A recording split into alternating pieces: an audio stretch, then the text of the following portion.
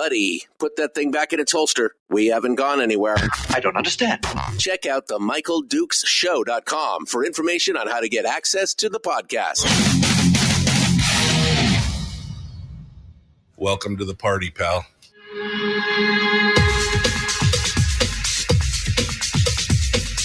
The Michael Dukes Show. The greed and the entitlement is astounding to me. What more could you want from a low-budget radio? This is a dumpster fire. That was just BS. It is time to get a new perspective. We know just what you need, and we've got just the cure. Open wide and prepare for a steaming hot cup of freedom. I just don't fathom it. The Michael Dukes Show, streaming live across the world. Live around the world on that thing we call the internet, and live across the state of Alaska on this your favorite radio station and or FM translator.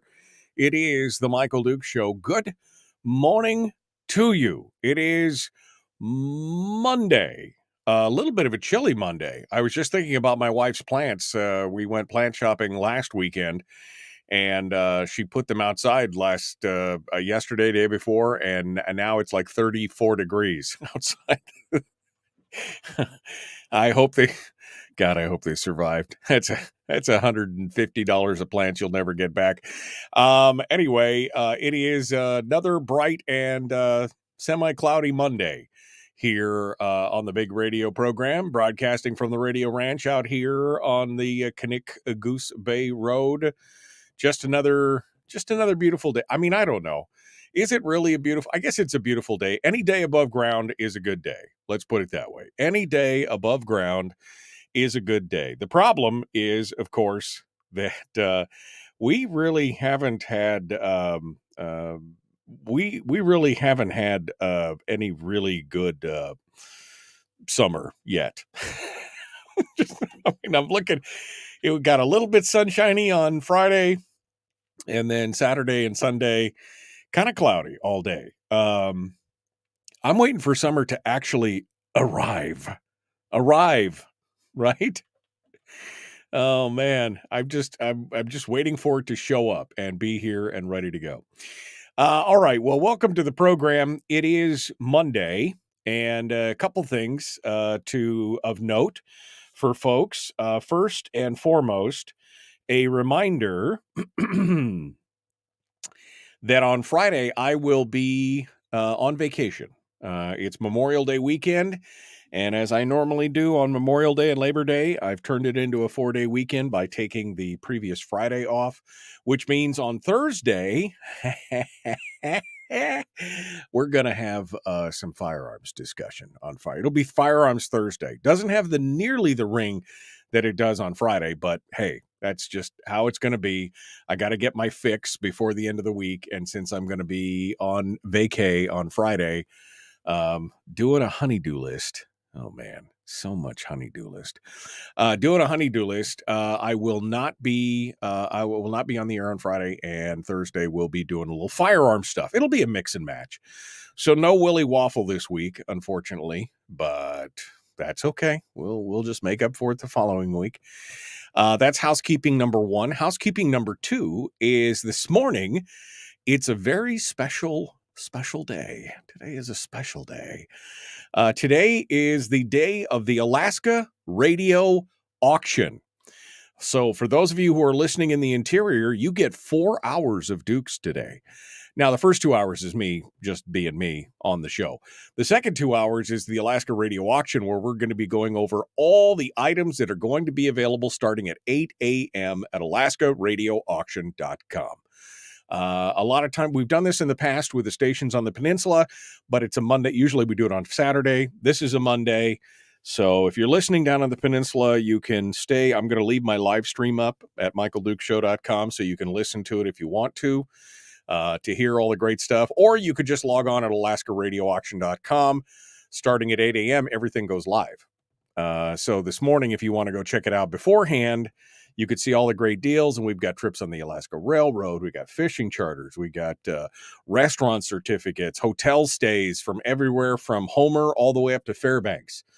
a variety of great stuff, some big ticket items. An RO is up for bid, all different kinds of stuff. So just go to AlaskaRadioAuction.com if you want to check it out.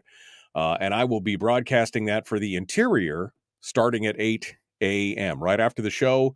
I take a quick water break, and then we come back and we are ready to rock and roll for a good 2 hours of discussion about all the good stuff that's available on the auction this morning. So 8 to 10 a.m. this morning, we'll be doing the auction for the interior stations, and it's gonna be good stuff. All right, so that's where we're at.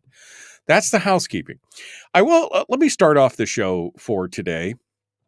I'll be honest. After the whole Friday debacle and the discovery of the concurrence vote and everything else, and I was so upset. I get drained, right? Like, you can only maintain that level of rage for so long. I wasn't raging, but I was upset. I was frustrated. But you can only maintain that level of agitation for so long before you just like drop into a heap and like, I can't take it anymore. Just kind of, I just kind of mostly pulled the plug on my frustration and anger and thoughts about it. But yesterday afternoon, I started thinking about it some more. Because I'm getting prepped for the show. I'm thinking about it. I do a little preparation for the show the day before. On Sunday, I start thinking about it and putting stuff together. And the more I thought about it, the more I'm thinking. First of all, here's the first part.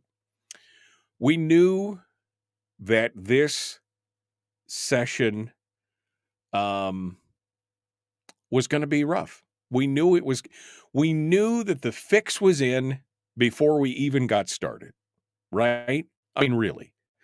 All we had to do was look at the election results, look at the breakdown of the legislative, leadership and what the new caucuses look like.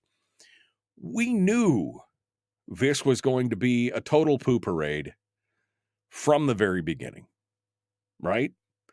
Now, maybe along the line, some of us kind of lost sight of that, and maybe we got a little bit of hope that some things were going to happen. But I think in the long run, the more I think about it, the more I reflect on it, the more I realized that this was not unexpected. Okay, so not unexpected, and really. I don't know if we should say this is the best we could hope for, but at this point, this is the best. This is the best that we could hope for. And I gotta say that while I am disappointed, I am unsurprised at the ultimate outcome. Now, where my agitation is still running high, where my agitation on this is still running high, is on the fact that at the end, we knew that the Senate was playing games, right? They were playing Game of Thrones type games here at the very end. And even if the outcome was preordained, even if we could, even if we knew that it was a losing game in the end, I believe that the House majority should have stood strong. If for no other reason, they should have stayed strong and they should have put a conference committee together. Even if, let me preface this, even if the outcome was actually worse than the budget we ended up with now. And here's why. Because we have vindicated the methods of Bert Stedman and company by giving in to the proverbial hostage situation, blackmail that we had going on. To me, it is the long-term gain of not giving in to that versus the short-term gain of a 1 year, this budget is a problem for 1 year. That's the problem, because we have unintended, right? We always talk about the unintended consequences of laws and actions and everything else. And I think that we are in the middle of part of that problem right now, is that we're not thinking about the long-term consequences of what does this mean for next year. Now, some have said, well, now the House will just hold on to their budget to the last minute and they'll do it right back. But I mean, you've set up kind of a weird, here's the thing. You've taught them that this kind of blackmail works. Not only this kind of blackmail, but the coercive tactics at the very end of that first day of the special session, where they basically checked the weather in the room, checked the feelings of the legislators, and put $30 million in projects in, and then all of a sudden, Viola, everybody's voting for it, right? And so, while it's understood that we were going to have kind of a, for conservatives and smaller government conservatives, this session was going to be a disappointment from the very get-go. We should have at least made a showing, we should have stood our ground at least at the very end on the basically the strong arm tactics of what was coming out of the Senate. Now, I did get a quote this morning from my friend Kevin McCabe, who is my representative. I did not reach out to speak to him or anything else over the weekend because, again, Friday I was very agitated. I didn't understand. I wanted to cool off. I did. I morning because Kevin voted for concurrence, and I will tell you what he has written here this morning to me, because I asked him, do you have a quote this morning for the concurrence on the show? And here's what he had to say. He said, at the end of the day, this is what a non-binding caucus looks like. I was a no vote until my caucus decided to go the other way, to which I would argue that not all the caucus members decided that. A fraction of them did, and that did swing the majority. I understand that, but that's it. I had argued for not concurring all week and very vocally, but once I realized that I had lost, I looked at the $10 million plus worth of projects that I had supported, the Senate Conference Committee members, and the Senate Conference Committee members, the fact that my district in the Mat-Su had no senator on the conference committee, because there was no chance that they were going to put Mike Shower on the conference committee. He said, I decided that I should support what I had negotiated, the ones that the Senate had just put back in. You lose much credibility for next year's negotiation if you don't vote for the project that you negotiated in. So he negotiated for some projects, and in the end, he basically says it would have been in poor form or poor taste to then vote against what you just negotiated for, which I can understand that. I understand that. Well, let me finish. He said, I was the very last person to vote. The no vote from the team was my first priority, but once that battle was lost, my priority shifted to the next best thing. The vote to not concur would have sent a message. But keep in mind that last year, when I voted for concurrence and the others did not, it went to conference committee and we lost 1/3 of the PFD, and the Valley itself lost 7 trooper positions. So I understand this is a difficult position, and maybe Kevin and I will discuss this later this week or something, but I'm going to take issue with only 2 things that he said here. Again, I'm not in the legislature for a very specific reason. I would not get along with people because I'm bullheaded, and I kind of sometimes don't care what people think, right? That's just kind of who I am. I would not. This is why I was slightly ineffective on the Fairbanks North Star Borough Assembly, because I don't care. I'm not negotiating for, again, it's just me. That's why I would make a horrible legislator. He said there was a couple things. I would just say, the one thing that I disagree with, and he said, I was a no vote until my caucus decided to go the other way. Well, the caucus didn't decide. Members of your caucus decided to join the minority, so the caucus lost. I personally, I would have still considered myself to be a no vote. The only other thing that I disagree with is because he points out the fact I was the very last person to vote. Well, the vote, you can see the vote was 26 to 14. So the yays were 26, the nays were 14.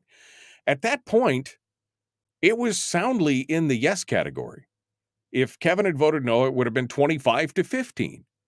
So even from a perspective of standing strong, you could have still stood strong in that. Now, maybe the ramifications on a multi-year deal where you've got to work with these people next year. Maybe that makes a big enough difference. I mean, Lord knows folks in the Senate are small-minded enough to be very petty and punitive against people who vote against them. We've seen that with Hughes and Myers.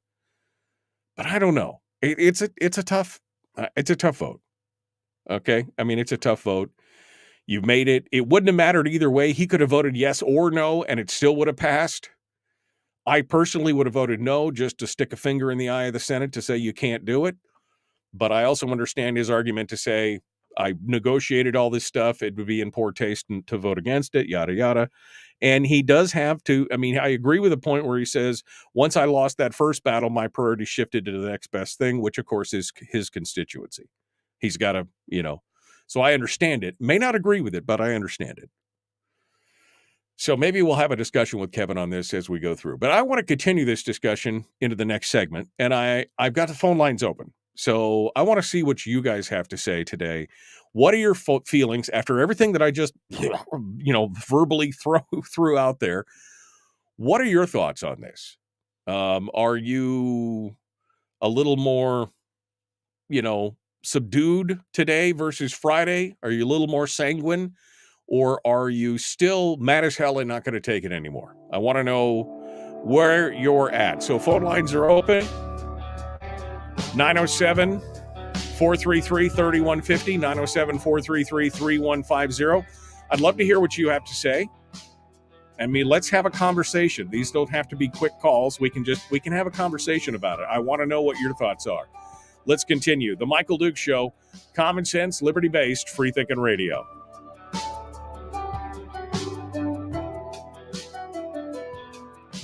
If you missed the show, you can listen to it on your time with Dukes On Demand. Oh, and it's free. Like America used to be. Streaming live every weekday morning on Facebook Live and MichaelDukesShow.com. Okay. God, I'm really worried about my wife's plan now. I'm sorry. I'm just thinking about it. We got these beautiful baskets and everything else. And it's a little chilly burr. I didn't start. We had a problem with the live stream. I'm going to restart the live stream one more time. Let's see if we can get it on. Okay. I just restarted the live stream again. Hopefully it's on and working again. Okay. So it's about 34 here outside the studio. So we'll hope and then it'll be good.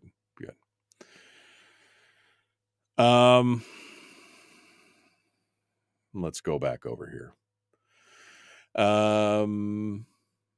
Side question. Do you like Hans Zimmer, John Williams, or Howard Shore more as a film score composer? I would say, God, that's hard. I would say Zimmer, probably. I would say it's almost in that order. Zimmer, Williams, and Shore.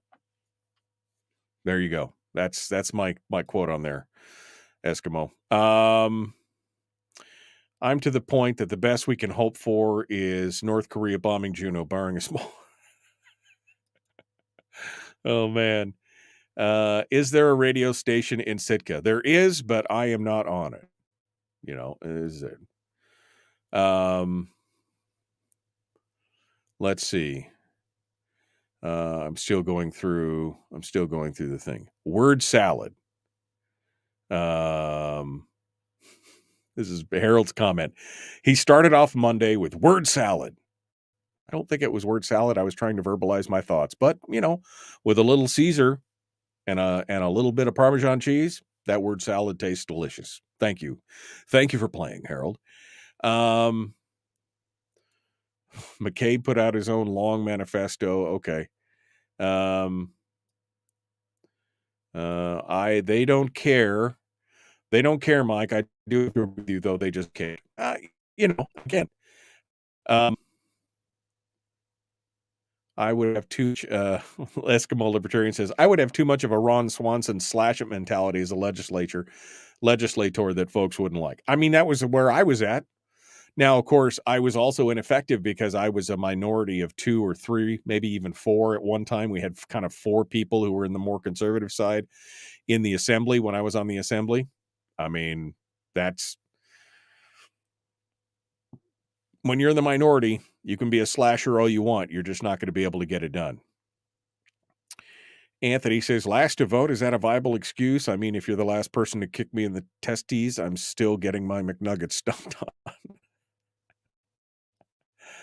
on. Even Foster voted not to concur.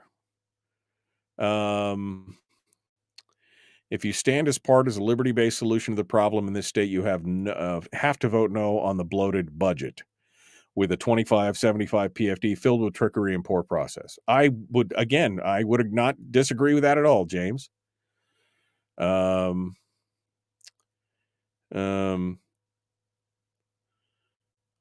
Herder says, I read Kevin's statement. He explains very thoroughly his rationale. The way this rolled out, I understand where he's coming from. Again, I can understand the rationale and the reasons, even if I did agree with the eventual thing is, coming out.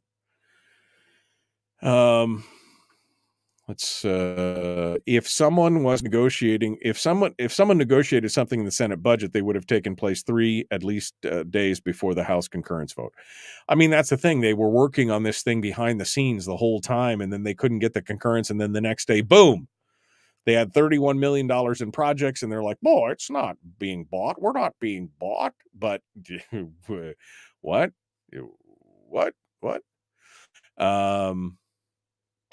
Anyway. It's and Ruffridge voted no. Ruffridge said he did not like to be I'll get to his quote here in a minute, but he said no for the same reasons. Okay, we got to jump back into it. Here we go. The Michael Duke Show, common sense, liberty-based, free thinking radio. Like and share, like and follow, do all the stuff. Let's get to it.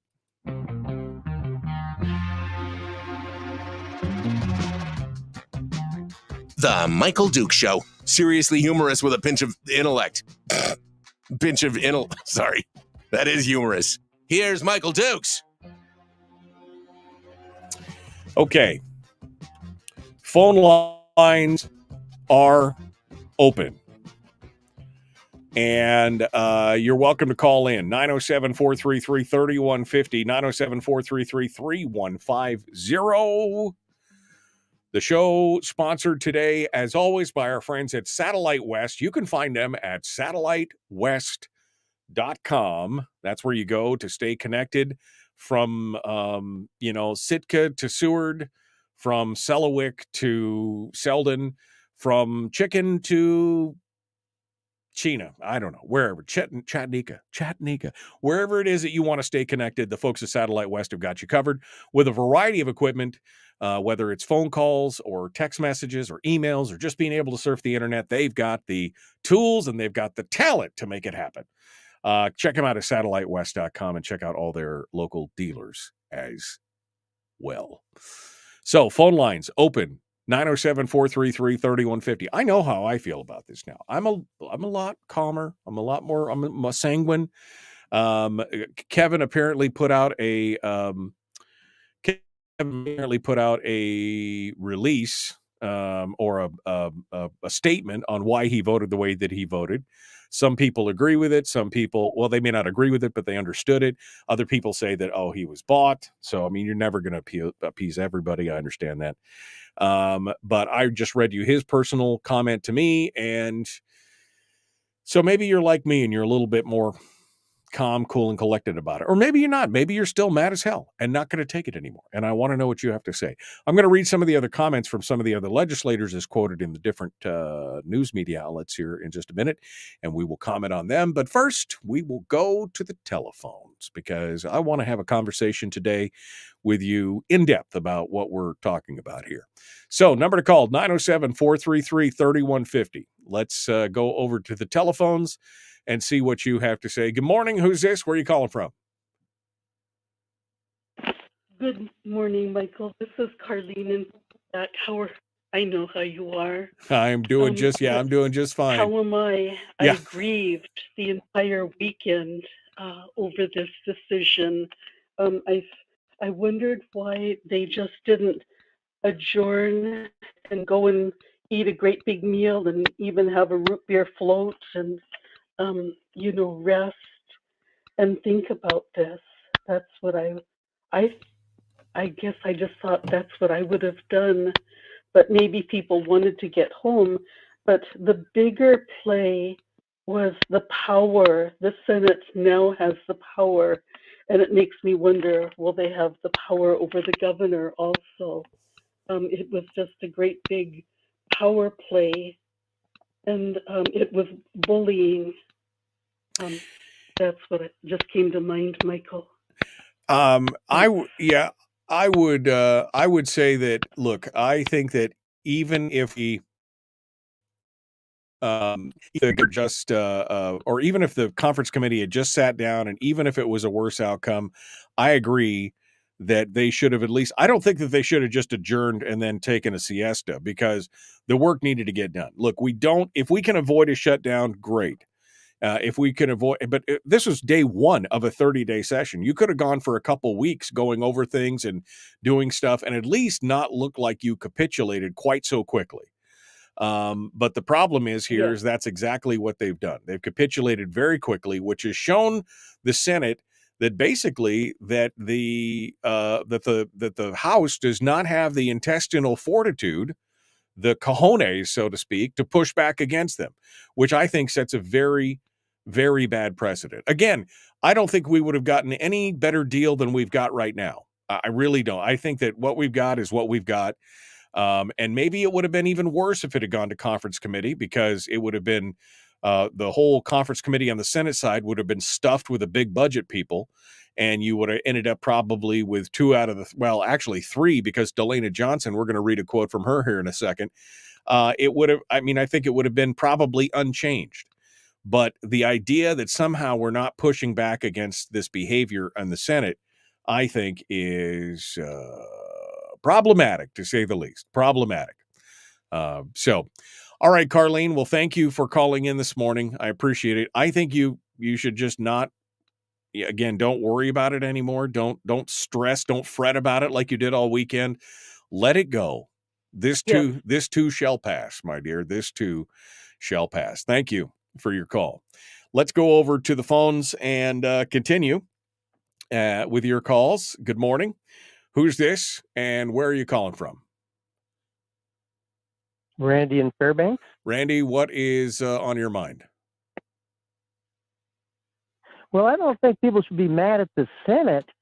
I think that the people maybe should be mad at the House because the Senate did its job and produced a balanced budget with no deficit. That was good. But what the House did, they did what you could say is a good thing. They proposed a large PFD, but they didn't do the other half of the work they were supposed to do, which is to cut some state services and some capital projects so that everything would fit within a balanced budget. Instead, they offered a budget that had an $800 million deficit, which is just a slap in the face, a brazen insult to not only the Senate, but to the Alaskan people. We don't expect a ridiculous budget like that with a $800 million deficit. There's no excuse for that. And therefore, there was nothing really for the Senate to negotiate with because it was just a laughable what they did. So it's the House that did a slipshod job. So you're okay with you're okay with the budgets for the last dozen years or so, where they were all deficit budgets. Then, when the Senate was pushing it and everything else, every year they had to draw from savings. You were okay with all that then?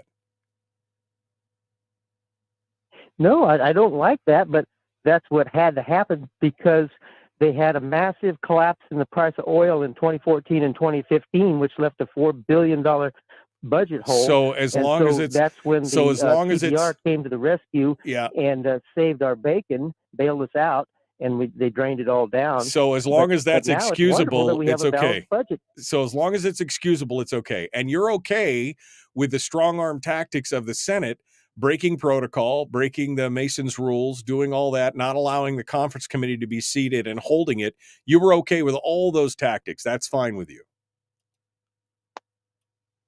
Well, what I said is that the Senate would have had a conference committee if the House had proposed a legitimate budget with no deficit. You know, that's not a condition of the PFD. Randy. That's not a condition of the conference committee. That is not the last. You go back over the last dozen years where they've had a conference committee. There's all the times there's budgets that are in excess of the revenue on both sides, and they bring it together and they do it. Basically, what they did is they cut out that component. You're okay with them basically busting tradition, busting the rules, and basically saying we're just going to hold this and it's a take it or leave it deal. You're okay with those strong arm tactics, is what you're saying.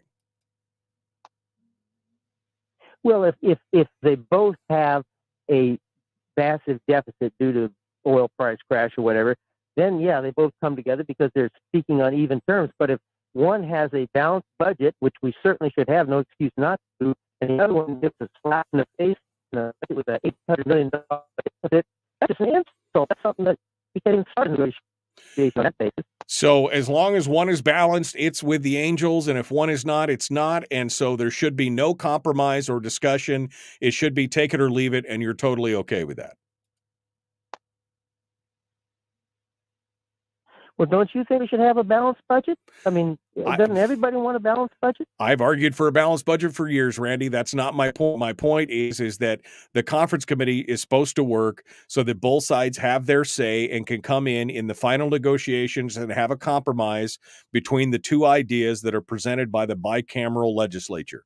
That's the whole point. Not they hold it over and say, take it or leave it at the point of a gun and say, you'll either vote for it or we're taking our toys away and going away. That's the problem. But you are saying that's fine. As long as they had a balanced budget, that's fine. Well, I think all of us, I think you want a balanced budget. I want a balanced budget. All the listeners want a balanced budget. You're missing the whole point, Randy. You're missing the whole point. You are intentionally missing the whole point. Yes, we would all like a balanced budget. In this case, we had the savings to pay for a full PFD and other things. We could pull it out of savings and make it work. We could do it as part of a long-term fiscal plan. But all of that, none of that matters. The problem is that even if they had both had a balanced budget, and they put it in there, the Senate was not going to allow the House to have their say in what the final bill looked like. They instead held it to the last minute and basically said, here it is, take it or leave it, no conference committee, we're not negotiating. You're okay with that. People basically going in there and strong-arming and saying, we're not negotiating, we're right, you're wrong, no further discussion. You guys don't get to represent your people in a committee to negotiate or anything else, we're done. You're okay with that. That's what you're saying. Well, you said even if both had a balanced budget. Now it's Randy, speculation as to what would have happened, don't but get. I think that they would have had a conference committee if both had an honest, balanced budget. Okay, I'm going to mute you for just a second here because you're not listening. Again, just forget about it. Say they were both balanced or say they were both imbalanced because they've done that for years. Both of them coming in with a budget that has a deficit built in here. You're missing the whole point. As usual, you get hung up on one little thing and you're missing the broader picture. The broader picture in this whole scheme is that the Senate was abrogating the process and basically not allowing the House to have their say in a conference committee. That's my whole point here. Forget about the numbers, the budgets, anything else. The whole thing is this is supposed to be a process. One presents, then the other presents, and then they come together and they negotiate a final bill with whatever it is. That's what's supposed to happen. And the Senate broke that process. Okay, let's say that they had a conference committee with the lopsided situation. Let's say that the House comes in with an $800 million deficit and the Senate comes in with no deficit, a balanced budget. Yep. Then the compromise that would result would be a $400 million deficit, which would be unacceptable. Well, potentially it could be a $400 million deficit. Potentially, with the way that the conference committee could have been stacked and looking at the votes probably would have been stacked, they still would have gotten the budget that they wanted. But the process would have been followed. The problem here is the precedent in breaking the process. That's the problem, Randy. That's the point that you continue to miss on this kind of. I'm done with you. I'm done. That's the problem here. I don't care. Like I said, I wouldn't have cared if the budget came out worse in the end, because we would have at least held on to the process and we would not have set the precedent that it's okay to break that all up. But this is the problem with the long-term, this is the problem with looking at that long-term and understanding the consequences and the unintended consequences of this kind of stuff in the long term. All right. I was pretty sanguine. Now I'm agitated again. All right, we're going to be back. The Michael Duke Show continues. Common sense, liberty-based, free-thinking radio. Your thoughts on this? I want to know what you have to say. 907-433-3150. I know some of you are out there screaming at your radio right now. Why don't you call up and tell me what you really feel? Back with more right after this.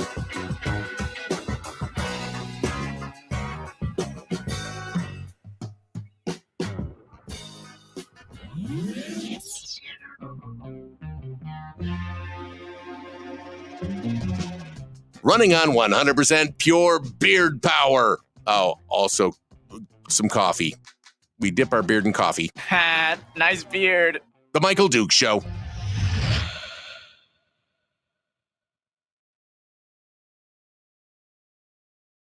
Oh, God. Okay.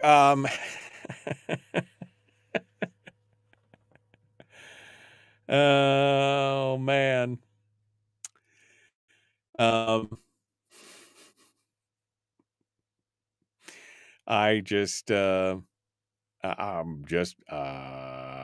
just saying.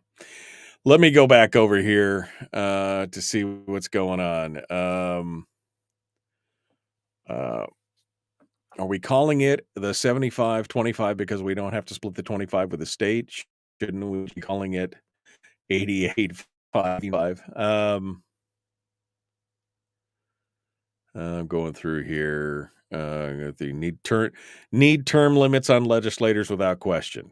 Wouldn't disagree with that. Sometimes I think people lose sight of who the players are that cause the problem. I would like to have slapped down a no vote, but then what? It wasn't going anywhere. Frustrating. I respect either thumbs up or thumbs down on this. Okay. Going through here. Mike Kronk is also in the chat. Mike voted for concurrence. Mike, go ahead and make a statement if you want. I'd love to hear, because I don't think you put it in any of the papers. I'd love to hear what you have to say on this as well. It's politics, but today is the last day of rhetoric and vitriol. You got to take off your hat to all 60 members. It's a tremendous amount of time away from family, friends, and vocation. Yes.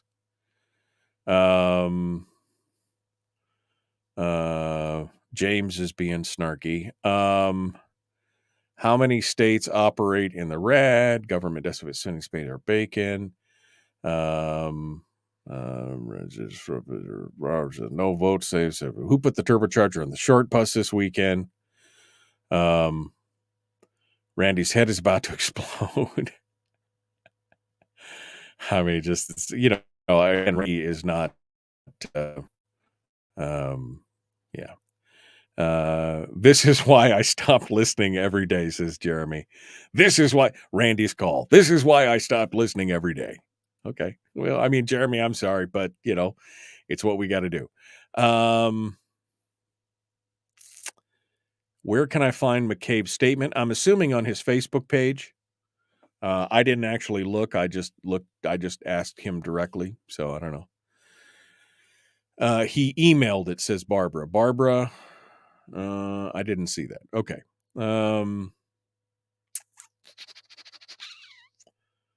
Okay. Gary says, I blame the House for this mess. The Senate bro used a budget and said, take it or leave it. The House should have said, leave it. 100% on the lazy House. Again, I think it was a foregone conclusion. Even if it had come up from conference committee, it would have been Edgman Foster and Delana Johnson as part of the conference committee, which the only one that's voted against it. And of course, it would have been Stedman, Bishop, and I don't know. It would have been 3 yes votes on the Senate side, and it would have been 2 out of 3 yes votes on the House side. So it wouldn't have mattered in the long run anyway. But at least the process would have been followed because Foster ended up voting against it. Edgman voted for it. And Delana Johnson voted for it. So,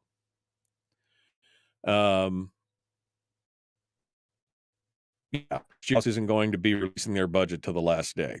That's exactly what's going to happen. I guarantee it. That this is the new thing. This is the new thing. And Kevin just dropped the link in the thing, and there we go. Okay. Pop it up here. Okay. So I've got the full commentary here from Kevin on what. Ooh, that's a novel. Okay, we'll get in there and we'll talk about that here in just a little bit. But I want to read some of the comments from some of the other folks who voted. But I saw again Mike in the chat room. Mike voted for it. So Mike, if you'd like to place a statement down or send me a link to a statement you've already made. You are assuming, says Mike Cronk, that there would have been a conference committee. It was clear there wasn't going to be one on day 29 of the special session either. So he's saying it wouldn't have mattered. And Kevin tells me that, by the way, the Senate was headed out the door in the waning hours of the first day of special session. Again, time compression. Their statement to us was that they would see us on June the 14th to complete the special session. So they were going to basically burn 14 days. June 14th. They would see us June 14th to complete the special session. So they were basically going to just let the clock run out no matter what. They were all leaving town. So no chance there. That would have been on the Senate. I think I would have taken them up on that challenge personally, but that's just me. Again, I don't play well with others when their asshats need not apply. Let's just put it that way. All right, we're jumping back into it. Here we go. The Michael Dukes Show. Common sense, liberty-based, free thinking radio. Like it, share, like it, follow. Let's do it.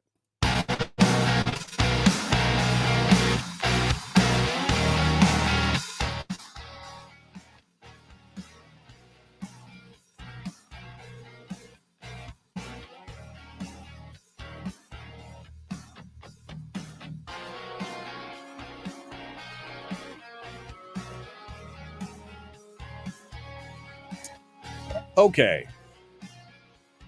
Let's continue our discussion here this morning. Some interesting points being made during the break here in the chat room about the special session, about the end of the regular session and the special session. And a couple of comments. Mike Cronk is in the chat room, legislator from rural Bush, Alaska. And he said, you're assuming that there would have been a conference committee in all this discussion that I'm talking about having a committee. He said, you're assuming that there would have been a conference committee. It was clear there wasn't going to be one on day 29 of the special session either, to which Kevin McCabe added a comment that said, this is what the legislature told them. This is what the Senate told them. He said the Senate was headed out the door in the waning hours of the first day of special session. Time compression again.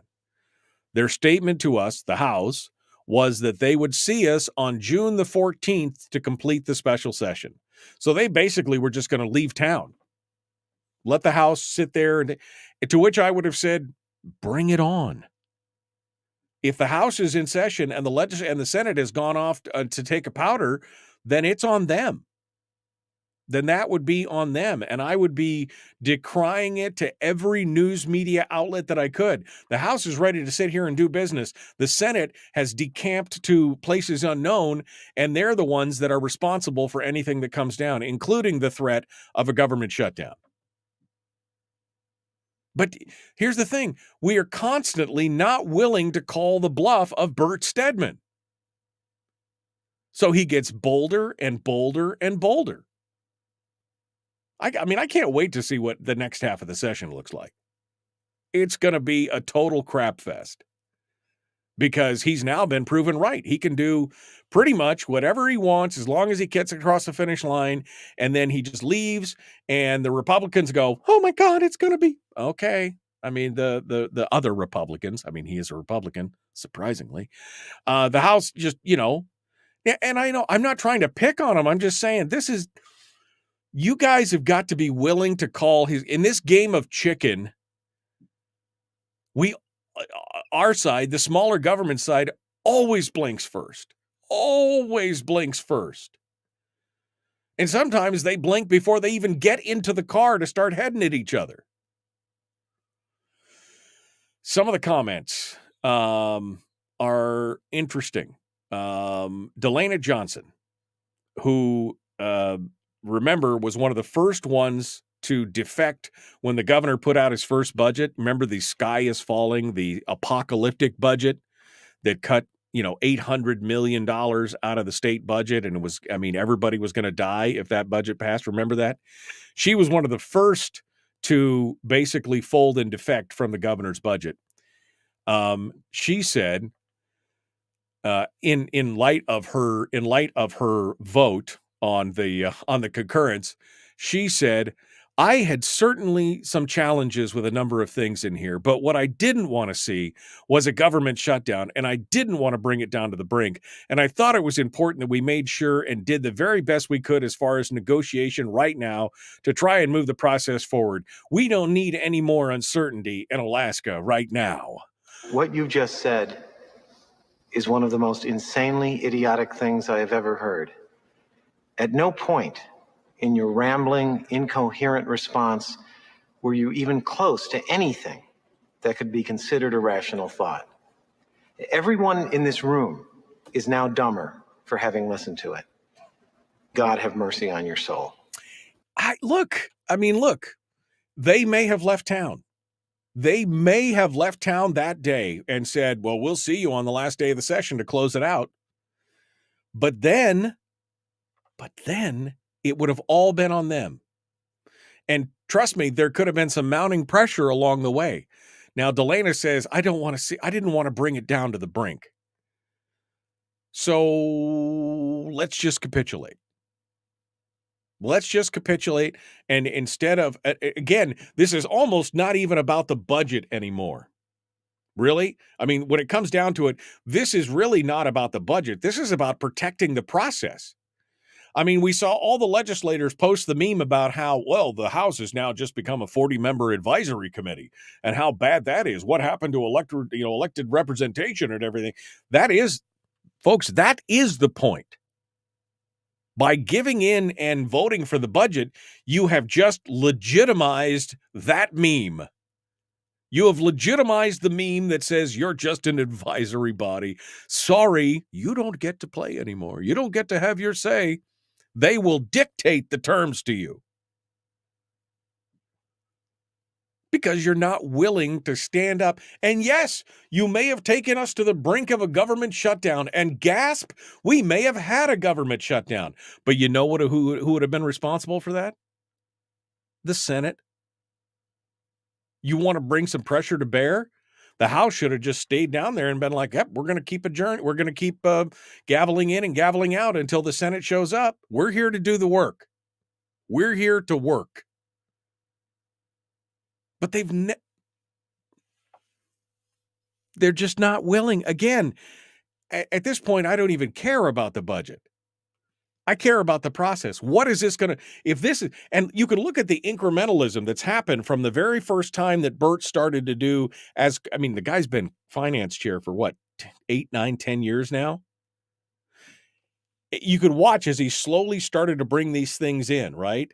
The connectivity, the conditional votes on, if this, then that. The taking of the road projects and the putting them on if you don't vote for this, we'll cut this out of the thing. The blackmail on that. I mean, just all these different Machiavellian type things where he's slowly amassed more and more control. He basically now drives the legislature by himself. He gets them to he dog whistles them up to do whatever he wants to do. And the second he says, well, you guys can do what you want, I'm just going to go home. Because he knows they're not going to call him on it. They're not going to call his bluff. Would it have been bad to have a government shutdown? Yes. Would it have been bad to take it to the brink of the government shutdown? Yes. I mean, it causes panic. There's no doubt about it. It causes consternation and it creates problems in it. But the problem is that now because you've capitulated, he's got just another arrow in his quiver that he could shoot at you at any time. He will use that in any time. He has shown you time and time and time again that he is the master manipulator. He is the little finger of the legislature. For those of you who don't know about Game of Thrones, he was the guy that was behind every bad thing that happened in that entire series.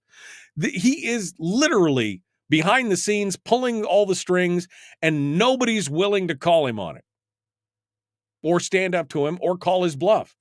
And like I said, yes, it's a game of chicken. It's probably not going to end well one way or the other. But at least you can go down swinging instead of just like, okay, we don't want to do that. We're just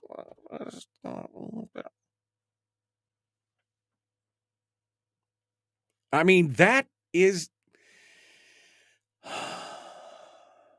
I don't know what to say.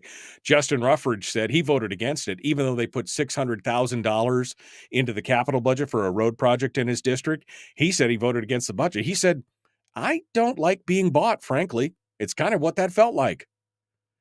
And Julie Colomb, who, I mean, is like one of my new favorite legislators after her piece in Must Read Alaska that was so brilliant, she voted against both the budget and the normally uncontroversial state mental health budget, a separate bill. She voted against both. It says, I guess I can't concur with bullies and bribers. Yeah.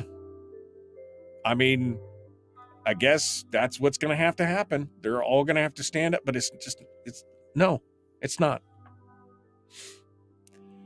Again, for me at this point, it's really not even about the budget anymore. It's about the destruction of the process and the gloaming of power where you can control everything. And we see how that's worked out. Okay, hour 2 is dead ahead. I mean, on that nice thought, back with more, The Michael Duke Show.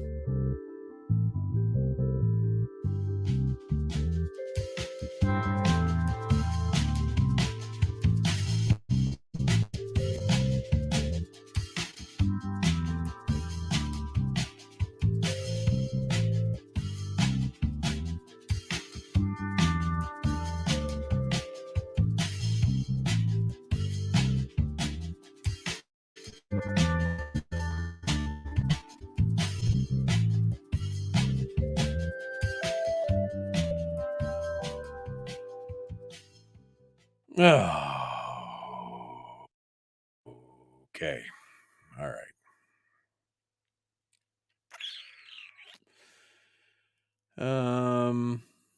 I'd let it shut down, smear it on Stedman, says Joseph. I mean, that's what I'm saying. Because, again, we know that even if there was a conference committee, and now Kronk and McCabe are all saying, well, there wasn't going to be a conference committee. Okay, I mean, right. But if there was a conference committee, we knew we were still going to get screwed. We knew, but at least the process would have been preserved. They would have had a say as elected representatives in some way, shape, or form. But they said, no, we're leaving. We'll see you on the last day. I would have beat the absolute P-Wadden out of them just with that thing. I mean, the second that they all hopped on the flight and left, my first phone call would have been to the ADN, the Alaska Beacon, Nat Hers. I'd have been calling everybody. I've been posting on social media. Hey, the House is in session here trying to fix this budget thing, and the Senate just left. I mean, they basically have a take it or leave it, but this is part of the process. And this is on them. We're here ready to do work.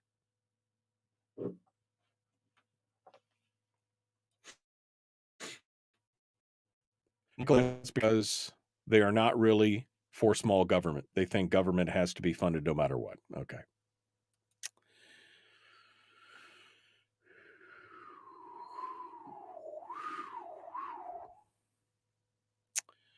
Last year, Delana Johnson, when she was in the minority, actually voted for the majority budget on the first pass through the House.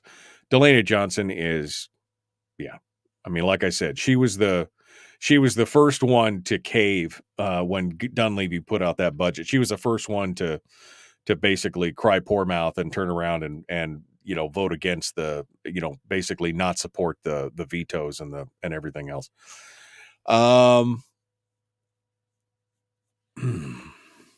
It's not 40 below at the time of a potential shutdown. We Alaskans can handle it, I guess.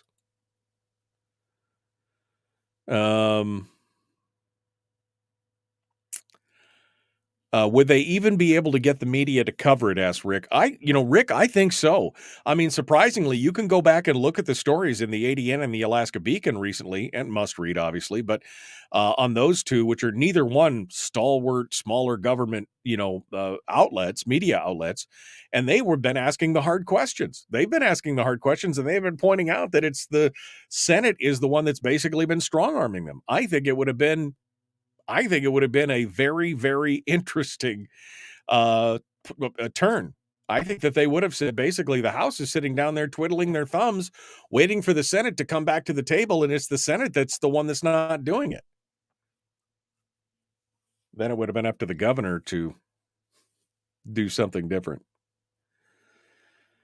Too bad you don't have one of the veins that pulsates when you're upset, says Harold. I don't need one. I mean, it's crazy times. Who did Duke say was Littlefinger? Bert Stedman. He's like the Littlefinger of the legislature. He's behind every bad thing that's happened in the last. He's the Machiavellian chess player in the background that's manipulating all the pieces.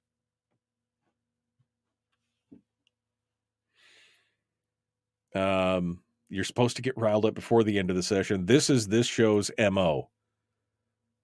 Here's the thing, Harold. I got to ask, why do you just enjoy torturing yourself? If you don't like the show and you don't agree with what we do, by the way, we did get riled up before the end of the session. We were riled up a lot before the end of the session, but you forget all that stuff when it's convenient for you to try and make a point.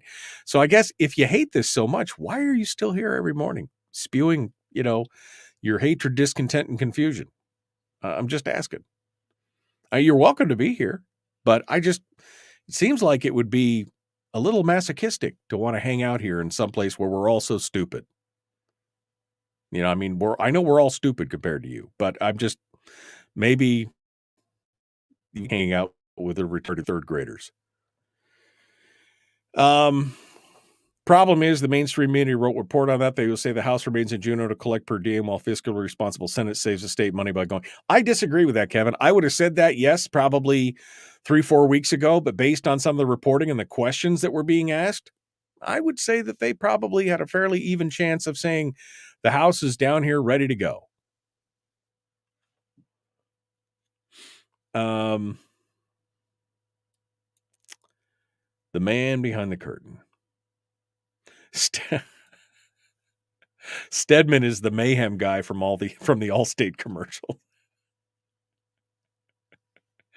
Oh man.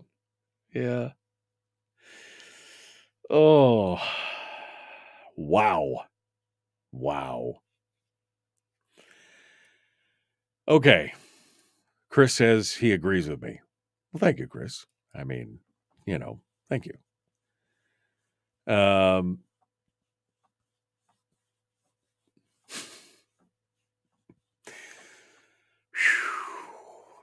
Okay. Gail says we had the lowest voter turnout, so it's really on the people who didn't vote. No, I mean, yes, but there's just a lot of people who are so frustrated with the polarized tribal environment that we've got going on. They just basically threw their hands up and walked away. I'm not blaming it on them. The people who are actually in place doing the deed, they're the one. That's who it's on. That's who it's all about. Okay, we got to go. Hour 2, dead ahead.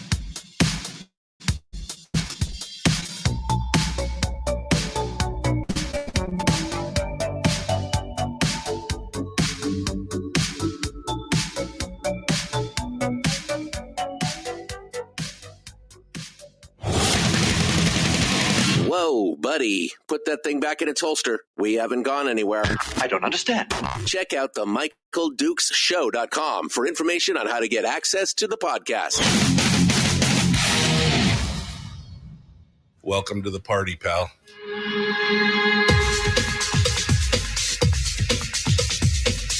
The Michael Dukes Show. The greed and the entitlement is astounding to me.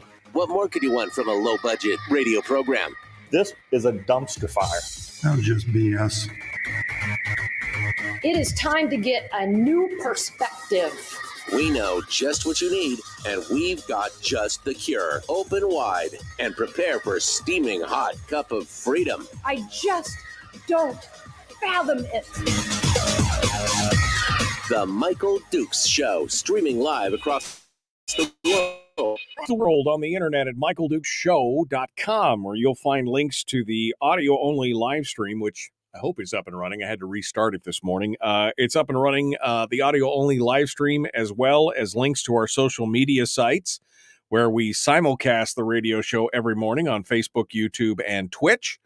And finally, you also will find the podcast there. Podcast links.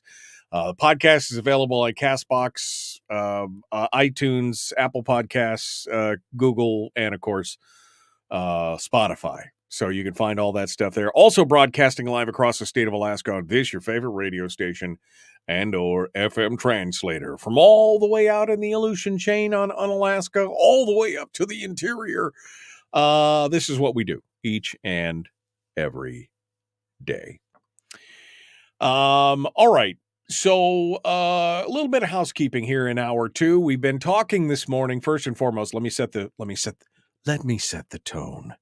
What we've been talking about today is the end of the special end of the session and the beginning and end of the special session, and some of the challenges with it. If you listen to the show on Friday, you know that I was irked, irate, pissed off, whatever phrase you want to use. I've had a little time to think about it, and I'm a little, I'm calmer, a little more sanguine. I mean, and I'm a little bit, kind of got some hindsight kind of thing looking back at it now. That doesn't mean that I'm still not agitated by it. And what I'm really concerned about now is not so much the budget as the process, I guess is how I should put it. So we're going to talk some more about that going into this hour 2 here. It's open line, open forum. I specifically left the show open, no guests, because I wanted to discuss it with you. I want to talk about it with you, the listener, the average Alaskan who's listening to the show, what your thoughts are on this and everything else. So the phone lines are open at 907-433-3150. 907-433-3150. I'd love to queue up a bunch of calls and just have a discussion with you on your thoughts on the end of the session, the special session, and what coulda, shoulda, woulda, hindsight, right? All the hindsight stuff. The program brought to you today, by the way, by your friends over there at Satellite West, from Delta to Diomede, from Naknek to Nenana, wherever you are in the state of Alaska, they have got the coverage. They've got the tools. They've got the technology to make sure that you can surf the internet, send emails, send text messages, make phone calls, whatever it is. SatelliteWest.com, proud sponsors of the show. Thank you so much, Satellite West, for being part of it today. Okay, so here's the final bit of housekeeping. 2 things. First and foremost, a reminder that on Friday, being Memorial Day weekend, I will be taking Friday off, making it a 4-day weekend. Yeah. All right. So that's first and foremost. So I will be off the air on Friday. There'll be alternate programming across the state on the various stations. Okay. So alternate programming on Friday. That's the first and foremost. And of course, I'll be off on Monday for Memorial Day. So it's again, 4-day weekend. Okay. So that's first and foremost.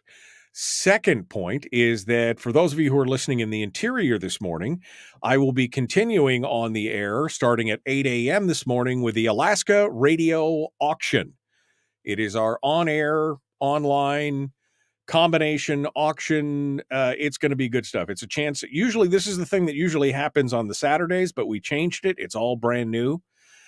They've changed it. We're going to do 2 hours this morning talking about all the great items that you have available to you. If you go to alaskaradioauction.com right now, you can preview everything and you can start your buying and bidding at 8 a.m. on the dot.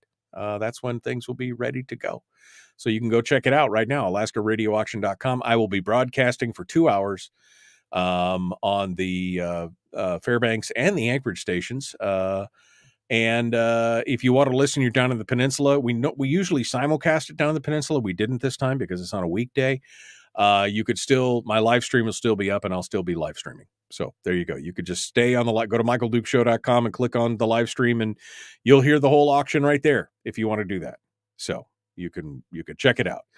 We got everything from, there's an Argo in there, big brand new Argo. There's hotel stays, there's fishing charters, there's restaurant certificates, boutique certificates, food, all kinds of stuff, axe throwing. I mean, it's a ton of different stuff.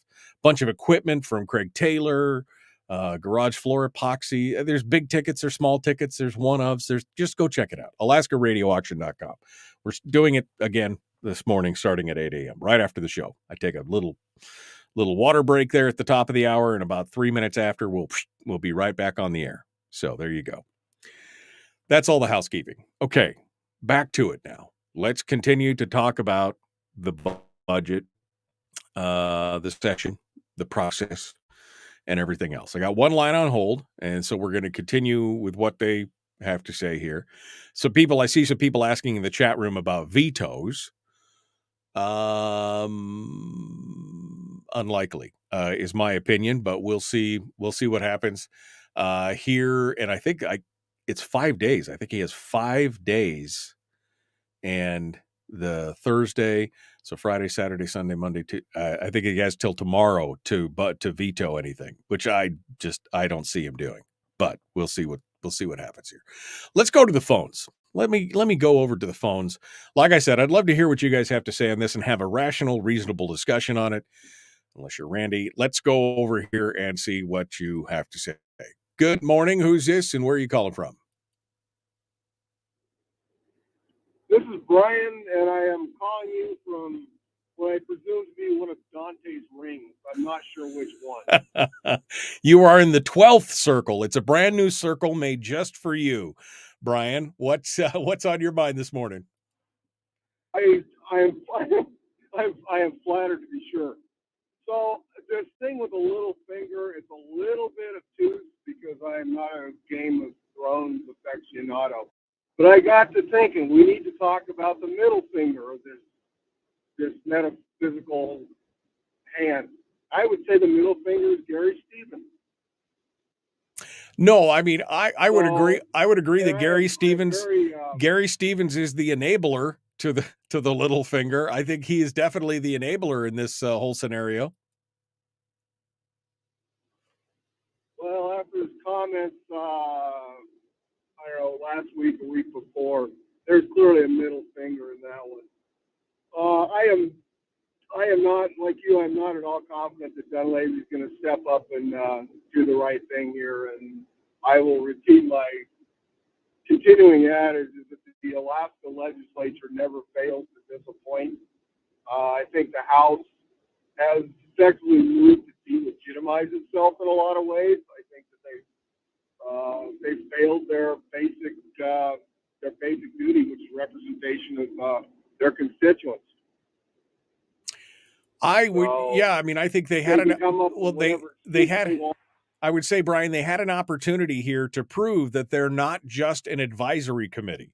I mean, that meme came out right after the Senate said take it or leave it. And there was the meme going around that it's just a 40 person advisory committee now. Well, they've made that true by failing to take a stand and capitulating to them. They have made that 100% true. Moving forward, as long as Bert Stedman's in control, and maybe thereafter, if he passes the reins to somebody else, this is what will happen. I'm reminded of that cartoon thing with the mouse flipping the middle finger to an eagle as the last act of defiance. If it had been me, I would have done the last act of defiance. So, yeah. Anyway, Mr. Dukes, good talking to you. I hope everybody has a happy day. All right. Well, thank you, Brian. I appreciate it. I agree. I mean, even though it probably wouldn't have done much other than at least try to preserve the process, I probably would have been that mouse, given the bird to the bird, if you know what I mean. So 100% true on that. Thank you, Brian, for calling in. I appreciate your call. That leaves all the lines open. If you would like to sound off, 907-433-3150, 907-433-3150. Again, lots of discussion in the chat room this morning. A couple legislators in there, again, giving their thoughts on this, that it, wouldn't have worked. The media wouldn't have been on your side. It would have been, yada, yada, yada. I mean, lots of reasons why it wouldn't have worked. I would have at least, again, this is why, guys, look, I could commentate all day. I can tell you what my feelings are all day.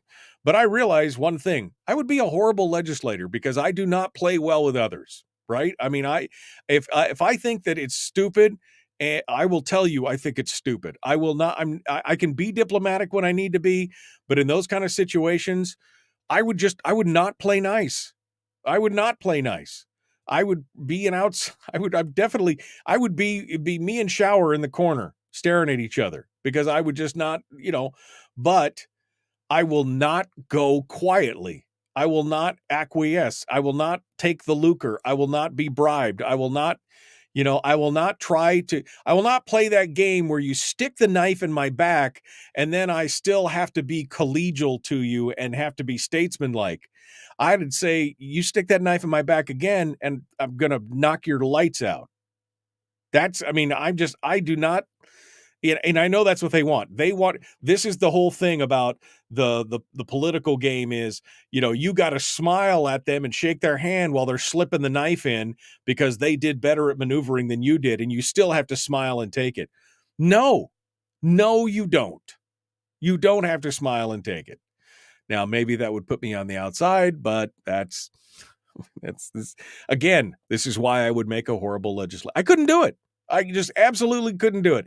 I did it for 5 years on the Fairbanks Assembly where, you kind of had to do, I could barely speak to two members of the assembly because especially one of them who was on there for a couple years and I could hear him next to me and he's under his breath saying things. In fact, I remember I called him out one time. One of our colleagues across the way, she and I were aligned politically. We were both conservative. And I could hear him muttering under his breath next to me some very unflattering words. And I leaned forward to my mic and I said, I'm sorry, did you have something to say? The look on his face when he realized that I could hear him and the things that he said and that I was calling him out on it.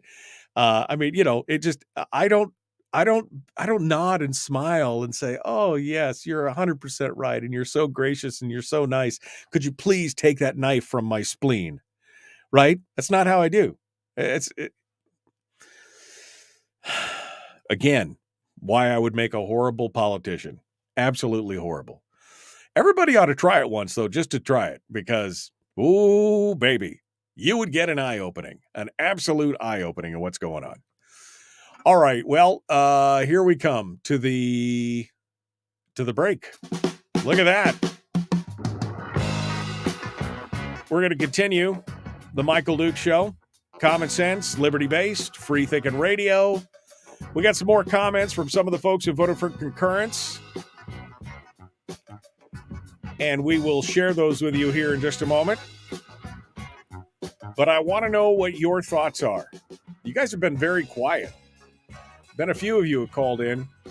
But maybe you just, maybe at some point you're just like, I'm just listening to listen and I'm throwing my arms up in the air and it doesn't matter. I'm throwing my hands up and They're going to do what they're going to do, and I'm just here with the popcorn to watch. I don't know. But here's your chance to sound off. 907-433-3150. Give us a call. The Michael Duke Show.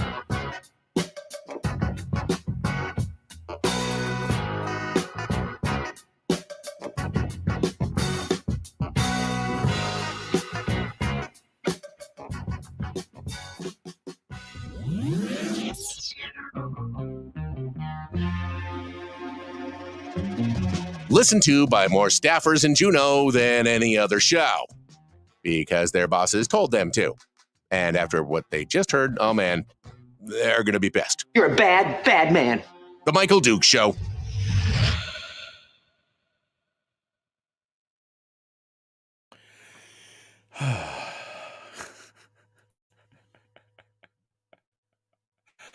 Oh God. Okay, let's go back up here. Where does one get an engine swapped? I don't know. Kinnick Auto and Repair in the Valley, Harold. That's all I know. Governor won't veto, says Michael, and the state goes further down the toilet while the social services continue to increase until we are California. 1/3 of Alaska's population is currently on the government dole in one way or the other. So could be. The House will be leery to send the budget next year. Yeah. Is that Dennis Leary? Because that's not the right spelling. Anyway, you could bet the contingent in the House didn't appreciate Bert's process ideas. Yeah, you think? You think? Herder says, life goes on. The world hasn't stopped turning. Just get at it next go around. I admit not participating much at all as far as support to our reps. Kind of threw my hands up early on when it was pretty clear how it was going to roll. Can't stand on much with that. Well, that's the thing. I think a lot of folks out there are basically, they're so frustrated with the whole process. And this probably just contributes to that. They just basically go, F it. And they walk up and they just walk away. Unfortunately, that does a couple things. It emboldens those who use the maneuver to cause you to throw your hands up, and it weakens the opposition to it. I mean, it's a part of the problem. So it's it's all part of it. I'm disgusted that the House didn't even put up a fight. But at least McCabe got his snowmobile trails. Let's see. Chile. I would be thrown in jail if I was a legislator, said Terry. Oh, man. James says these guys broke off from their caucus to negotiate their own deals with their districts with Stedman and company. Well, I mean, Kevin was not wrong when he said this is what a non-binding caucus looks like. They were free to do that. Decorum is a dirty word, says Timothy. Mike Kronk says absolutely false. I'm not sure exactly what, because I'm going through the comments not in real time. So I don't know what Mike meant was absolutely false, but feel free to tell us, what exactly is absolutely false. Michael, you need to read Sun Tzu. I have read Sun Tzu. I have read Machiavelli. I've read Sun Tzu. I understand a lot of those principles. That's for sure.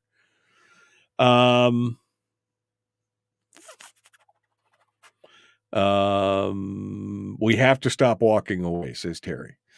I mean, yeah, it's painful, it's frustrating, it's irritating, but yeah, I think eventually we have to stop walking away. We really, really do. Otherwise, they win. The anonymous, they win.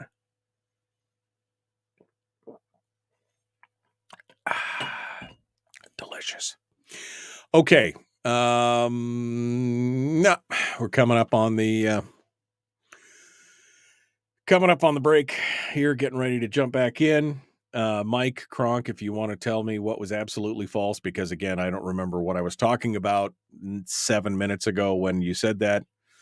feel free to tell me exactly what was absolutely false. And I would love to hear what you have to say on that.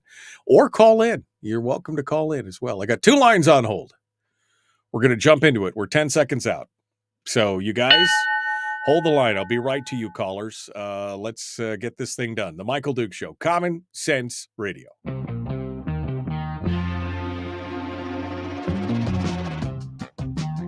The Michael Duke Show. Seriously humorous with a pinch of intellect. Sorry. That is humorous. Here's Michael Dukes. I mean, it's a pinch. That is a measurement, right? Some people's fingers are bigger. I got pretty big hands, so that pinch of intellect is, well, anyway, you get the... Hello, welcome back to the program. It is the Michael Duke Show. Common sense, liberty-based, free-thinking radio. We're doing a little bit of an after-action review here of everything that went down in the legislature, a post-mortem, if you prefer that kind of vernacular, and trying to decide what coulda, shoulda, woulda been done. Of course, hindsight is 20/20 and all that, but a little bit of frustration. As I said earlier, we knew the budget was going to be borked, no matter what, just based on the makeup of the players. But we would have hoped that we could have at least preserved the process. But it's interesting to see what's going on here. All right, let's go over to the phones. Again, I'm encouraging you to call in today and give me your thoughts on the end of the session and the one-day special session where the concurrence happened. I'd like to see what you have to say. Maybe I'm wrong on this. Maybe. It's not possible. Is it possible? No. But maybe I'm wrong. Maybe. Let's go over here and see what you have to say. 907-433-3150. Good morning. Who's this? Where are you calling from? Hi, Michael. This is Cindy from Fairbanks. Hello, Cindy. What's on your mind? Well, I have 100 different things, but one, I just feel that our government, with all the spending and everything, that they forgot the people, but also the people probably feel the same way I do.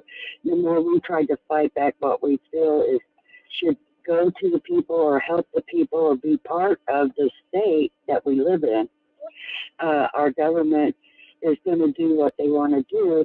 And we already tried to say our say and sign all these papers to go against and fight and back. But Walker won when he cut into the PFDs and got what he wanted. So why should the government stop? If they want a 2 cents tax, let's do it. If they want to raise, let's do it. If they want to spend all the money and the people just pay for out of pocket and try to survive without the PFD and all of this, they're going to do it. So why should we raise a hand or fight back? Because we're like some of you guys that are trying to fight back and help the people. They have no interest because they already walked the line and won, so they can continue walking the line and win. Well, that's, I think you've summed up the feelings of a lot of people there, Cindy. I think you've summed up a lot of people, like, why bother? Because the game is rigged. They've won at every step. And you're right. I mean, I would lay every problem that we've had over the last 7-8 years, I lay right at the feet of Bill Walker. He was the reason. He was the first one to take a crack at that dividend. He paid the price for it politically by not getting reelected twice. I mean, people know he was dead on arrival when that came because of his stance on the PFD. And if he had left it be, we would be in a whole different situation. So you're right where that is, but you're also right in the fact that people are like, they're going to do what they want to do. And so many folks are just like, why bother? Why bother to vote? Why bother to get involved? Why bother to do all these things? So I think you're 100% right in that. But as I said many times, Cindy, we can't grow weary in well-doing. Right. And I agree with that.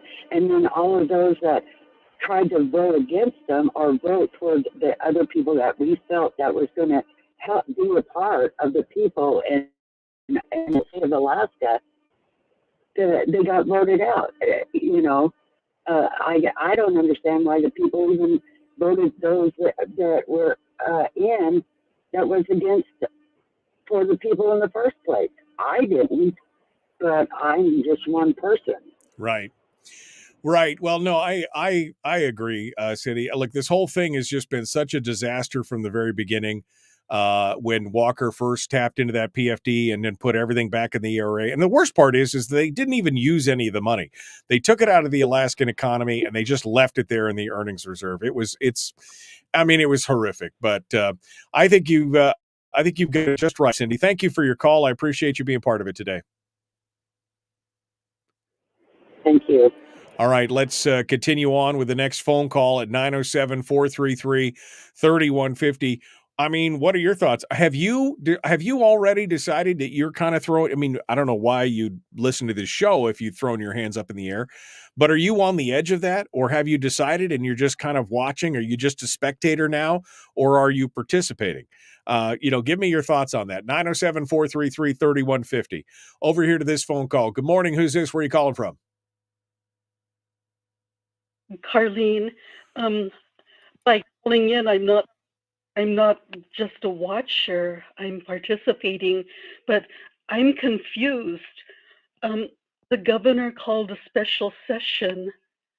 Why did the Senate walk away and go home or leave? I don't get that. Because of leverage, Carlene. They did it because they were trying to leverage the situation. The governor said we need to come together and focus on this one bill, which was the budget bill. And the Senate's tactic was to say, well, we've given you the bill. There it is. You've got to accept it. And we'll see you back on the last day of the session when we return because we're leaving. And so you guys can just sit here and basically play with yourselves. I mean, you guys can play the game all by yourself here, and we're just going to go away. It was a tactic. It was a threat. It was, basically, we're going to take our ball and bat and go home, and you guys can just sit around here and do nothing, and we'll come back at the last day, and you'll still give us what we want. That's exactly what it is. It was a threatening tactic, Carlene. Thank you. All right. Thank you for the call. I appreciate it. 907-433-3150.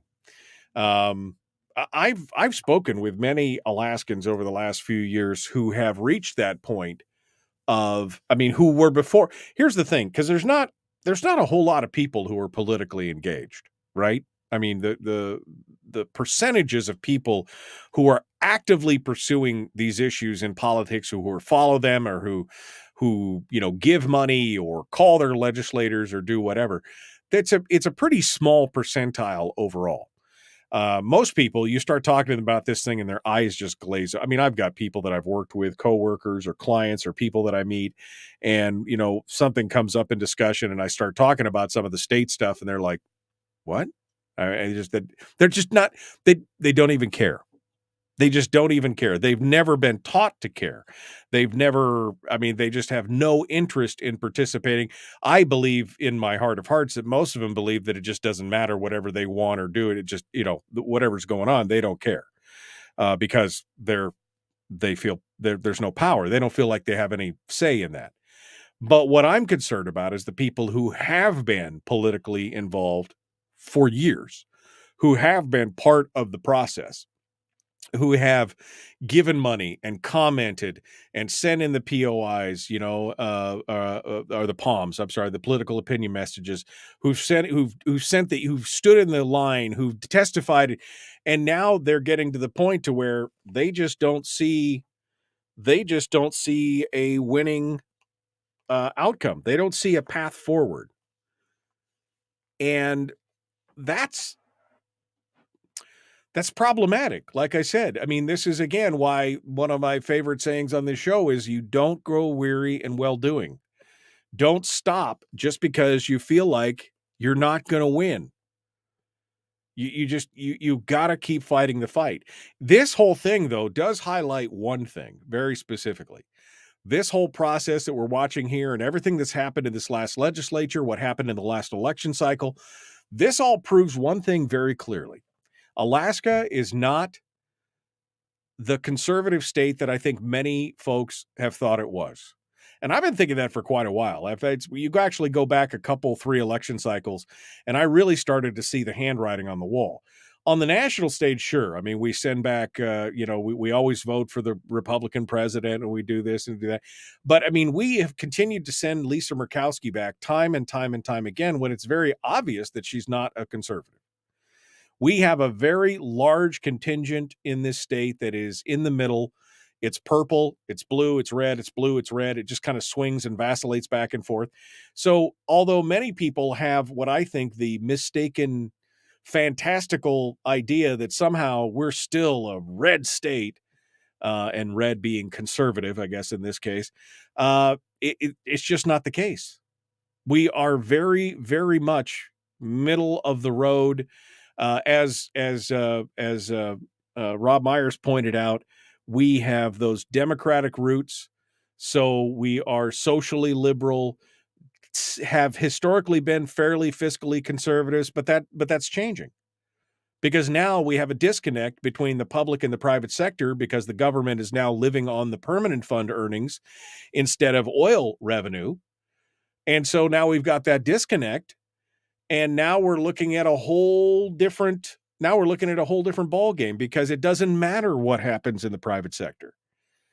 It doesn't matter as long as the government spend is there. And again, there are many politicians now who believe their definition of a good economy is one where the government private sector budget is taken care of and is all good. That's their definition of a good economy. As long as the budget spend is good and the government spend is good, that's a good economy. Forget what's happening in the rest. Forget about all that. And this goes right back to, again, Governor Walker. If you want to look at the beginning of the end of what's happening, if you want to see the person that stuck the knife in the back of the permanent fund or dripped the first drop of poison into it or whatever analogy you want to use, it's Bill Walker. He's the guy that did it. And he has paid the price for it. I still remember that first year. So what was it? 2016, 2017. I was down. I've told this story a couple times, but I'm going to tell it before because it basically tells you how Alaskans feel about this. I was downtown in Anchorage. I was broadcasting the start of the Iron Dog in downtown Anchorage. And they had some speakers come up and speak, as they normally do, luminaries of your community, right? And the mayor was there, Mayor Berkowitz was there, and a couple other. And then they brought up, they announced Governor Bill Walker. This is the first year that he basically had defunded the PFD. He vetoed half the PFD. And they announced, and now Governor Bill Walker. The entire crowd booed. I mean, this wasn't just a little bit of a booing. This was everybody. I mean, the whole thing. It was just like shocking to hear it. But that's how they felt about him. So he has paid the price for this because, again, he has not. I mean, I don't know if he could get elected dog catcher right now. He's tried a couple more times and has gone nowhere with this. With his political career, I think, is pretty much over. But the damage is already done. He's already made the final thrust, as it were, into the PFD and let it bleed out. And he's changed the way that the funding is accounted for. So now it passes through the budget instead of being a simple. Now it has to be accounted for in the budget instead of being a simple pass through, which is what it was before. And I don't know how that changes. I don't know. I mean, unless, and maybe Donna Ardwin's in the chat room. Maybe she can answer me. I mean, is that something that could simply be reversed by Governor Dunleavy? Because if that's the case, that's what we should be calling the governor to do. We should be calling for him to revert back to the way that it was accounted for before. It did not count as government income. See, that's the thing. As soon as it started counting as government income instead of a simple pass-through, and all of a sudden now you counted it as money going into the coffer, that's when the problem started. Because then it became a battle royale for all those dollars that were in there. And as I said before, their ultimate goal, them being the politicians who are big government, protect the government spend at all cost politicians, their ultimate goal is to have access to the corpus of the fund, which they essentially have achieved with SB 26, the percent of market value draw. Some people have pointed out, well, look, they're limited to only a 5% draw. And then I've pointed out, well, that's just a statute. And as they have shown a great disdain for statutes, they can basically, I mean, the 90-day statute, the PFD statute, some of the statutory spending caps, they just bust that stuff at their will. They're not beholden. I mean, the courts have said they don't have to follow the law. So what happens at POMV 5% when things start to get a little tougher? Well, they just draw 6% or 5.5%. Or maybe it's 7%, or maybe down the road later it's 8 or 9%. And now you're drawing not just, you're drawing into the earning value of the fund. I mean, that's, again, the ultimate destination is those folks want access to the corpus of the fund. That's just how it works. Working as intended. It's a feature. It's not a bug. It's a feature. All right. We got more coming up. Michael Duke Show continues. Common sense, liberty-based, free-thinking radio. We're going to be back with more here in just a moment. One final segment. Phone lines are still open at 907-433-3150. Feel free to give us a call and tell us what your thoughts are on this whole process, or what your thoughts are on people who are throwing their hands up in the air. What do you think about that? Give me a call. Let's stack some calls. We'll see what you have to say. Back with more right after this.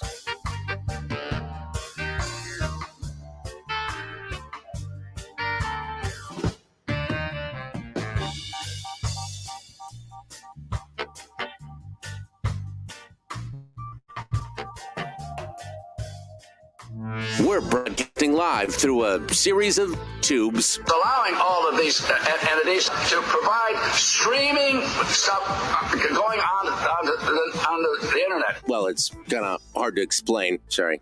Streaming live every weekday morning on Facebook Live and MichaelDukesShow.com.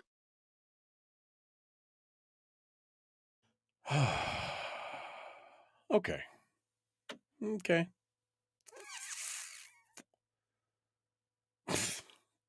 Jesus, Randy. Did you just Christ-like Bill Walker? Randy says, don't blame the people who were booing. They knew not what they were doing. Did you just... Oh, my Lord.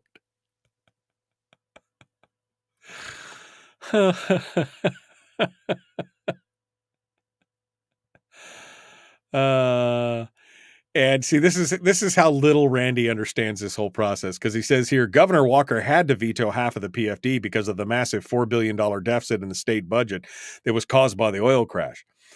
I mean, I could go on and on about what he wrote, but it's nonsense, because Randy, he vetoed half the PFD, and then that money sat in that account for 3 years. It had nothing to do with the deficit. It had nothing to do with the budget hole, because that money sat there. And then the next year's money sat there. And then the next year's money sat. It wasn't until year 4 that they started spending money out of the ERA for government. It had nothing to do with a $4 billion deficit. Nothing to do with it, because they didn't use any of it. They literally took it out of the economy and left it in the account.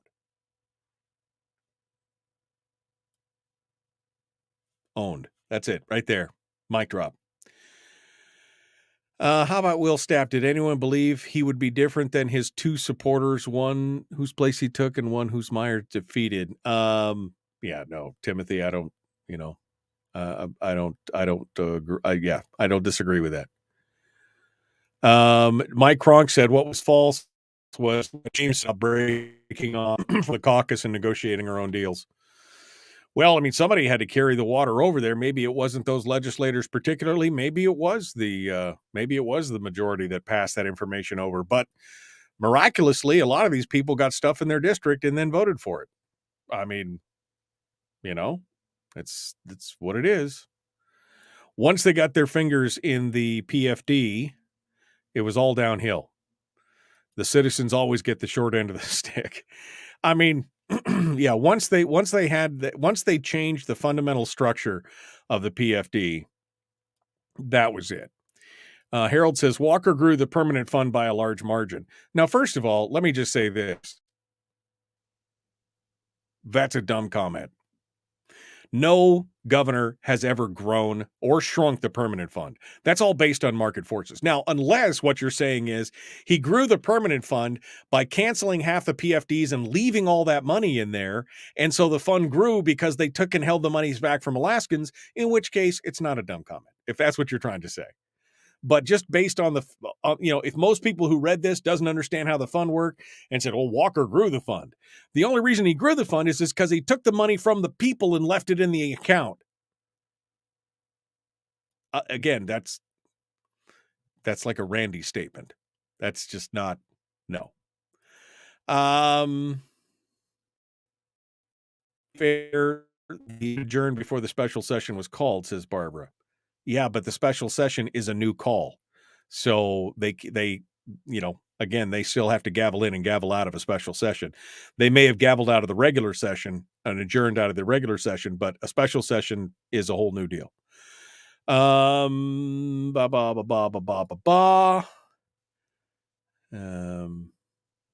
just going through some of these comments.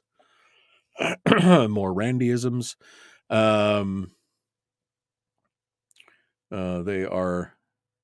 They must be growing some good weed up in Fairbanks. What was that, Cesar? No, apparently. Life gets shorter and shorter. And really, how aggravated do people want to be over a system that is broken on a national, state, city, schools level? We live in a world that's just so disappointing. I mean, I think some people feel that way. I mean, that's why, Denise, I try my best to do what I can do in my 2 hours a day on the radio show and maybe an hour or two here outside of it. But once I'm done with the show, I move on because there is more to life than politics. Because otherwise, I mean, 10, 15 years ago, I would have been consumed by this at every minute of every day. But I was a very unhappy person. I was a very angry man. And I discovered that there's more to that. There's movies, there's music, there's video games, there's nature, there's, hiking and spending time with the family and barbecues and all the other stuff that makes life worth living. This is definitely not the stuff that makes life worth living. It's important, but I only give it a finite amount of time and then I move on. That was a decision, the best decision I've made probably in my adult life. All right. I'm not even caught up on all the comments. All right, here we go. The Michael Dukes Show, common sense, liberty-based, free-thinking radio. Like and share, like and follow. One final segment, and we'll see what you guys have to say. And don't forget to join me for the Alaska Radio Auction, starting at 8:03 or whatever it is. Right after 8, we're going to be kicking this off. Here we go.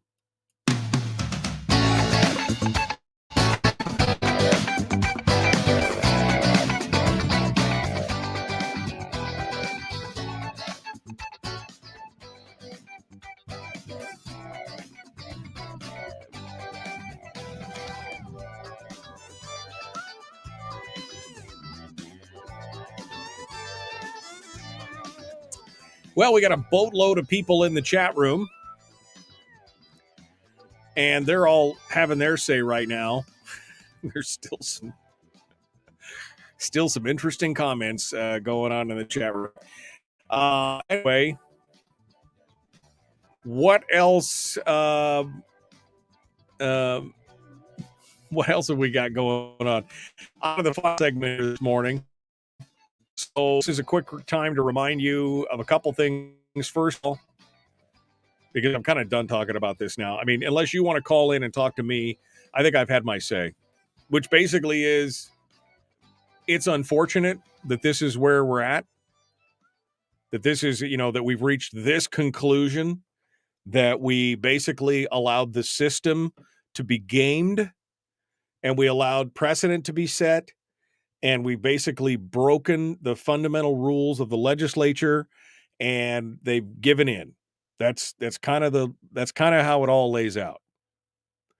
that now this precedent has been set that the Senate can basically hold the House hostage. And now what was a meme merely a week ago is now reality. That the House is really nothing more now than a advisory committee because they've allowed this to happen. Now, maybe next year they can pull it back from the brink and they can have a conference committee and they can do their own Machiavellian things and hold back the budget and do some stuff. Maybe that, but as of right now, I think that this, I mean, even who was the, what was the, it was a win. So, I'm trying to remember one of these. I should have highlighted the comment, basically saying that it was a win. I'm sorry. I'm just looking through here. It was a win for the Senate, basically. Oh, probably Must Read was the one that said that. Blah, blah, blah. Senate leaders. No, basically, I can't find the comment, but basically, it wasn't in Must Read, so it must have been in the ADN or the Beacon, basically saying the Senate wins. The Senate wins. And if you don't see it that way, then I think you're wrong. I really do. I think you're wrong. This is definitely not a win for the House. They definitely got their way, and they've now set a precedent to basically be able to hold this over the House's head. If there is any further special sessions on budgeting things, the Senate can just basically say, we've had our say, you guys, we're going home. And until somebody calls them on it, I guarantee you this. I mean, this already worked in part. Remember the Wasilla special session where a bunch of the conservative legislators showed up and nobody else showed up? I mean, this is part two of that.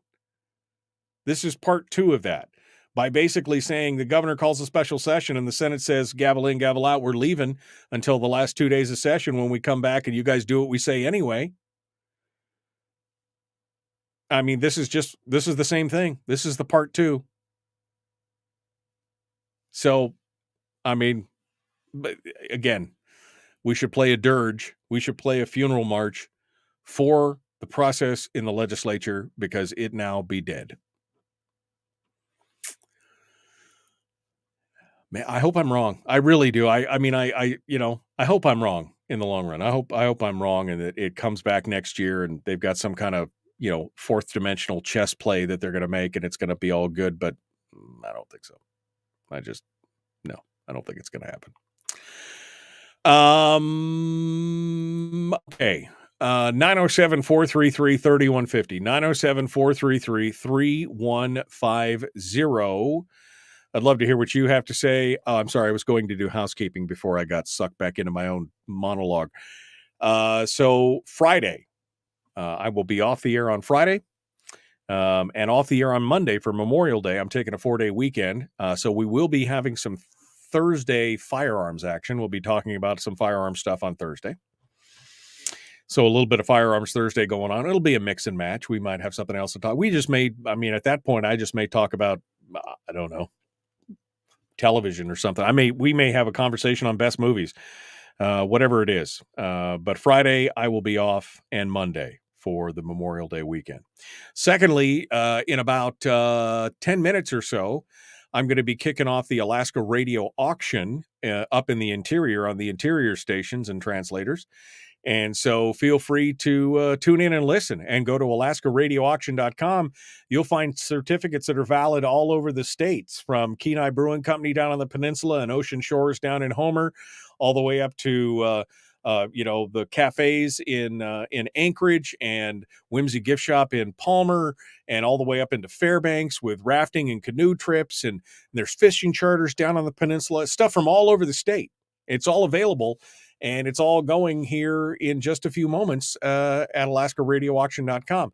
I'm going to broadcast from 8 to 10 on the local stations in Fairbanks and Anchorage for you guys to enjoy that. And if you are down in the peninsula and you can't reach it, just keep listening to the live stream at MichaelDukesShow.com. I will be there and you can hear it there. Or you could just go out and start bidding and buying at 8 o'clock at AlaskaRadioAuction.com. Okay. All the housekeeping done. Let's go back for one final phone call here, I think, before we run out of room for the day. We'll start off over here. Good morning. Who's this? Where are you calling from? Good morning. This is Rattles up in Pleasant Valley. Hey, Rattles, what's on your mind, my friend? Well, I'll tell you what. Every time there's a holiday on a Monday, you take Friday off. What kind of work ethics have you got? Well, that's a good question. I barely take vacation throughout the year. I got gold certificate here on my wall for outstanding work performance. Okay. I worked for an outfit for 5 years in Fairbanks, never missed a single day, never a day late, never had a paid holiday. Good for you. You know, you don't know what good work ethics are. Every time it's a Monday holiday, you take off Friday. There you go. That's my choice, Rattles. Why do you promote? You shouldn't even say that on the radio. That's not a good thing to tell people to do. Well, I'd like to have them an expectation. I want to manage expectation, Rattles. That's what I want to do. Let people know. You don't want to work, quit. Yeah. All right. Well, thank you. Thank you for coming on board and sharing your disdain for me. I appreciate that. I don't know. I probably should take a little. I mean, I only work I only work like 65 hours a week. So, I mean, I thought taking one day off wouldn't be too big a deal, but apparently some people get a little butthurt over it. That's okay. It's okay. I got to do, I need that vacation. It keeps me from hurting things and breaking stuff. That's what I need. And every now and then I need that vacation. That's why that at the end of the between Christmas and New Year's, I take that time off because I would be unhinged by January if I didn't do it. Rattles is quite a character, that's for sure. All right. I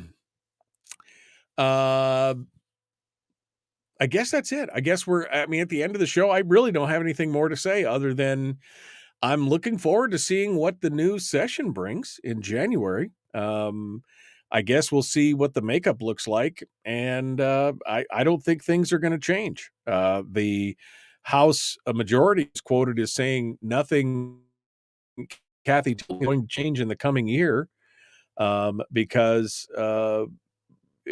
people are allowed to vote their conscience. She said in the Juneau Empire, Tilton said afterwards she doesn't expect the majority coalition to change next session despite the large number of defectors on the budget vote. She said, I think the majority will stay strong because everyone was allowed to vote how they felt they needed to vote. So SSDD, something, same stuff, different day. It will be, this next session will be probably more like the first. So what does that mean I don't know. I really don't know. I wish I had a crystal ball and could answer all those questions, but I think we probably should manage our expectations. Speaking of managing expectations, and not be too enthusiastic or positive about being a big change next session. But we'll see. We'll see what happens. I mean, a lot can happen in a few months. I guess we'll see if anything else changes.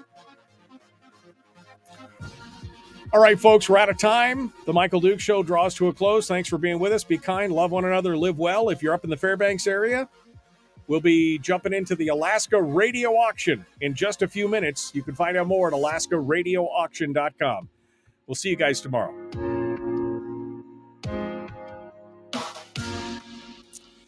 Okay, my friends, appreciate you guys coming in. We got to go.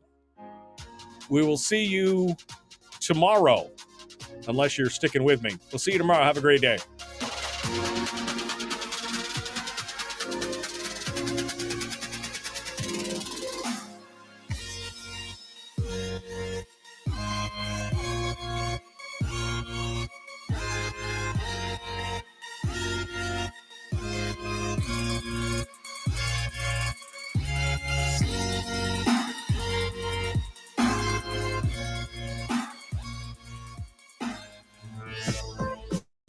Shed our real radio skin, and now we are slimy lizard internet people. It's the Michael Duke Show.